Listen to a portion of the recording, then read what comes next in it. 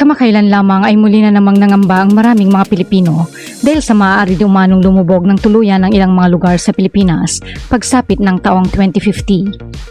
Ayon sa naging pag-aaral ng New Jersey-based science organization Climate Central, mayroong mga lugar sa bansa na mayroong posibilidad na lumubog at hindi na muling makita pa. Ang pangyayaring ito ay resulta ng patuloy na pagtaas ng sea level, pagtaas ng temperatura ng ating mundo at ang carbon dioxide emission. Sa huli, ang siyang dahilan kung kaya naman natutunaw ang mga glacier o malalaking tipak ng yelo na nagiging dahilan ng pagtaas ng sea level. Kaya't ngayon ating alamin kung mapapasama ang inyong lugar sa mga sumusunod.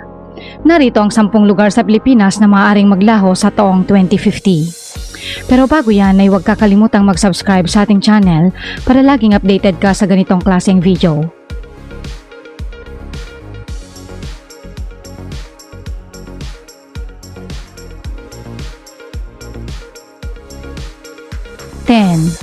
Manila City.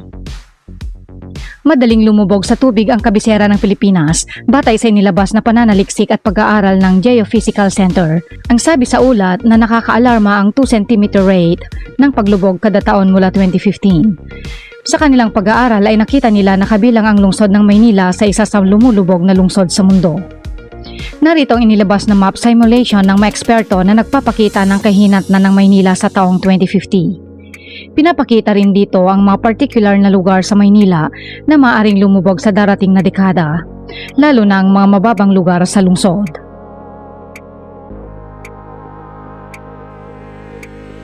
9. Bulacan. Ayon sa pag-aaral, kasama ang probinsya ng Bulacan sa unti-unting lumulubog at maaaring tuluyang lumubog sa tubig sa susunod na mga dekada. Dagdag pa rito ang sunod-sunod na reclamation sa lugar ay nagpalala sa sitwasyon.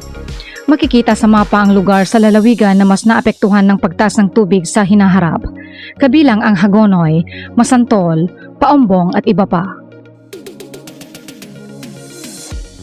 8. Cebu City. Base sa mga pag-aaral, ang Cebu City ay may malaking potensyal na lumubog sa lugar sa Visayas Region sa taong 2050. Ito ay bunsod ng mga epekto ng pagbabago ng klima, partikular ang pagtaas ng antas ng dagat. Partikular sa mga lugar tulad ng Mandaue, Mabolo, Tipolo at iba pang mga coastal areas sa Cebu City. Ang pagtaas na ito ay dulot ng pagkatunaw ng mga polar ice caps at ang dumaraming tubig sa mga karagatan sa mundo. Sa paglipas ng panahon, ang patuloy na pagtaas ng antas ng dagat ay magdudulot ng panganib sa mga lugar na malapit sa baybayin.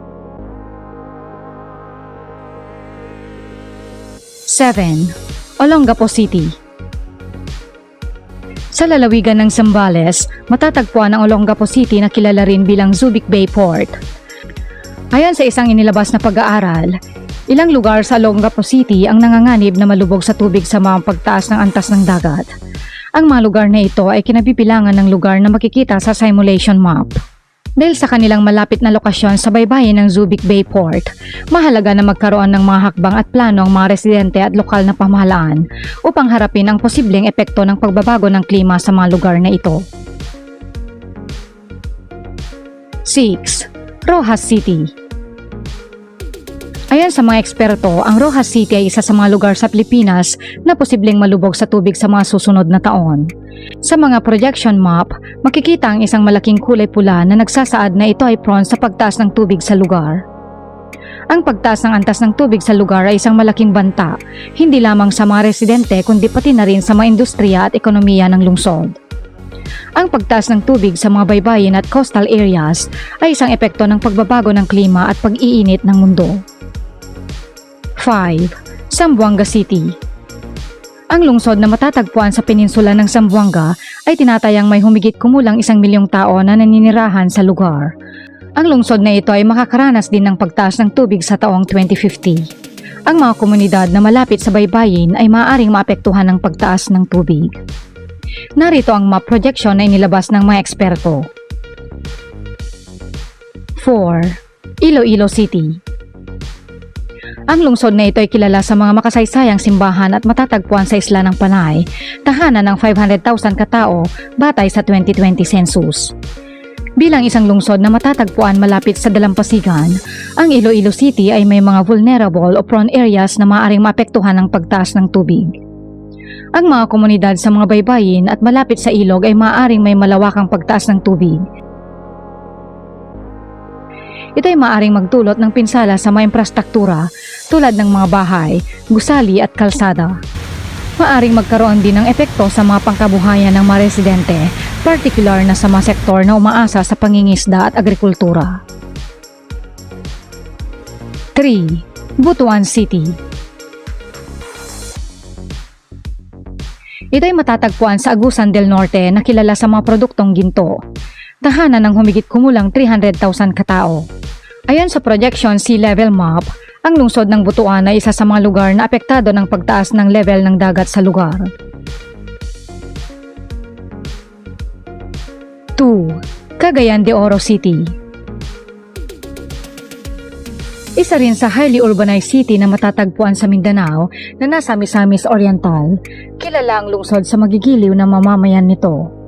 Batay sa ulat, isa ang CDO ang nakakaranas ng unti-unting pagtaas ng sea level at maaaring lumubog ang ibang lugar sa taong 2050. Narito ang projection ng syudad sa darating na dekada.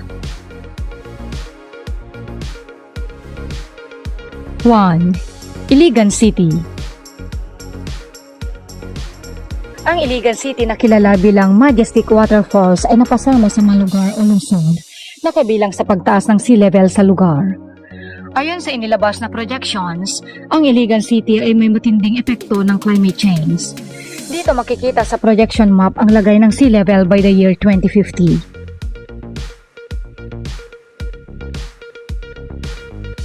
Marami ng mga kalamidad at sakuna ang naranasan natin nitong mga nagdaang taon at talaga namang hindi matatawaran ng takot at pangamba na palagi nating nararamdaman sa tuwing sasapit na naman ang mga ganitong pangyayari. Wala namang nakakaalam kung talagang mangyayari ito, ngunit kailangan nating pangalagaan ang mundo upang hindi na tuluyang humantong sa mga ganitong pangyayari sa hinaharap.